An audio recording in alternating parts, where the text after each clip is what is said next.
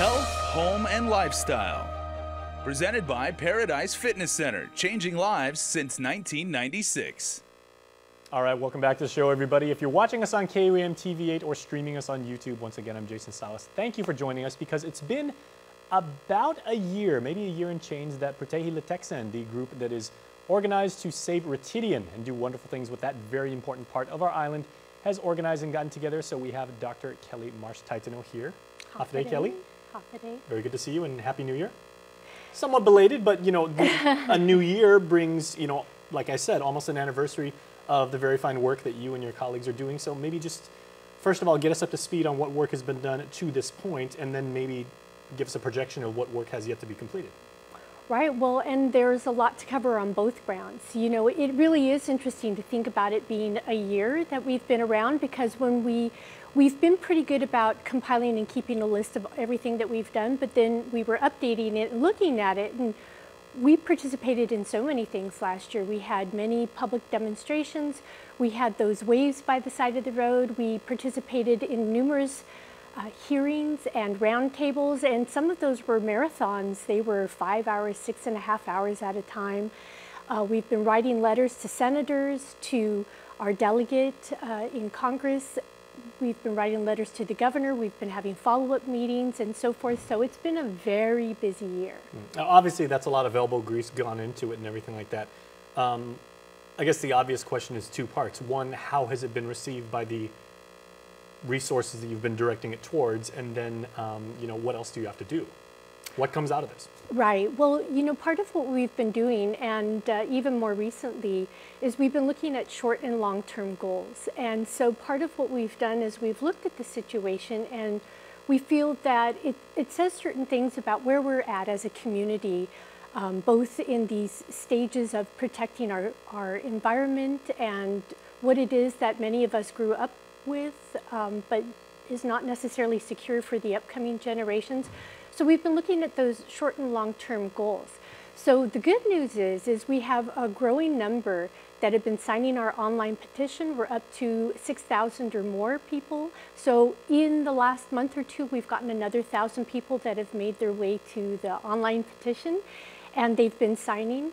And we're very proud of the fact that we worked with the senators and we did get a resolution that calls for, you know, I don't know even at this point if everybody understands that there's a lawsuit going on in the Northern Mariana Islands that says, you know, these environmental impact studies, they're complex, they're very detailed, and a lot of times things slip between the cracks. And so in the NMI, they're saying, hey, there are certain things that we really feel have not been done properly or looked at properly, and we want to make sure and revisit this. And so in the federal courts in the Northern Mariana Islands, they're having that lawsuit. So along with all of that, we worked with the senators to come up with a resolution that says, let's not rush into certain parts of the military buildup while this lawsuit is still double checking to make sure all the I's are dotted and all the T's are crossed. Mm-hmm. So that was very successful. We had 13 out of the 15 senators who voted for that resolution. Mm-hmm. And then we've been continuing to have dialogue meetings with the governor and letters back and forth with the congresswomen. So we're still working on some of those as well. And 6,000 signatures put upon the petition, that is not an insignificant number in a community of our size. So that is definitely going to, you know, get the attention of some people in high places, you know, ruffle some feathers hopefully, and, you know, make noise in a positive way. I would think so. I mean, it really is a significant number. And really, you know, when we're talking about making sure the I's are dotted and the T's are crossed, you know, we're talking about a conservation area. I mean, this is what we're looking at specifically. Not everything can be saved on the island. Not everything can be conserved on the island. Development is going to happen. But there are certain areas of the island that we have looked at and we've said these need to be conservation areas. They have a high concentration of what we have left of native species, and some are so special they're found nowhere else in the world, kind of like the cocoa, right? But we have many other species, I think maybe 15 or so, that are found nowhere else in the world other than the Marianas or maybe even just Guam.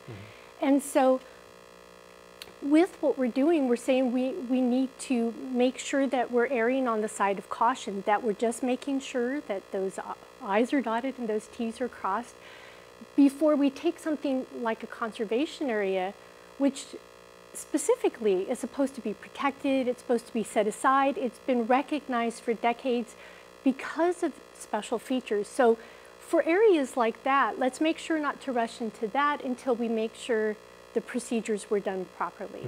I would say, you know, having grown up here, and like you, having spent the majority of my life here, and, you know, having a fairly decent pulse of the community, Ritidian holds a special place in many a Guamanian's heart because, you know, kind of like the criticism about Pagat is that, you know, so many people said, you know, like Pagat was just kind of like, it was left off to the side, and then all of a sudden it became like this big symbol of cultural pride and everything, and everybody was like, okay, when was that? Ritidian, conversely, has been a place where people have a lot of pride about, feel a very special connection with, and, you know, again, it goes to the flora and fauna of that place. So what about Ritidian, for people that have never been up there and everything, makes it so distinct and worthy of conservation? Well, there are so many things that are distinct about both Tailalo, which is up on the ridge, which is where the proposal for the live fire training ranges are, which we actually think is part of the village of Litexen.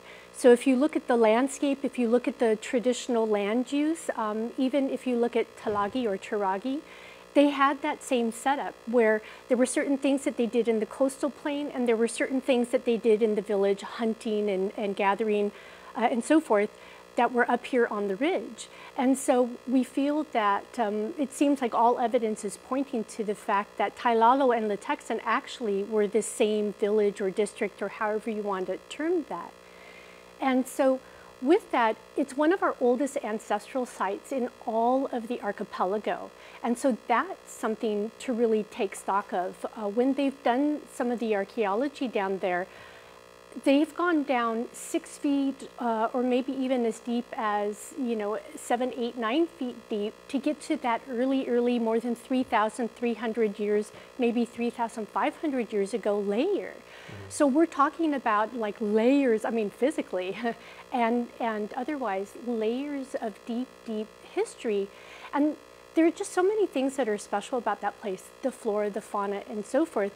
But, you know, I teach history, so even in looking at the history of it, there's a lot of information there about those early contact times between the Spanish galleons and Imanao Talmotna, or early Chamorros. Well, if I may just interject, unfortunately we have to go to commercial break because this is a fascinating topic. We could talk about this forever. In 10 seconds, if people would like to lend their voice in support of your work and everything, where can they find the petition? Okay. Yeah. Well, you just go online. Oh, somehow I wasn't prepared for that. We're having a candlelight vigil this Sunday, and so I would maybe direct them there. Okay. That 5:30 on Sunday at the Overlook over Ritidian, we are going to have a candlelight vigil there. And if you just Google or search online and look for Ritidian online petition, it will pop up. All right. Well, thank you so much, Doctor. We appreciate it. Thank you. All right, everybody, you can find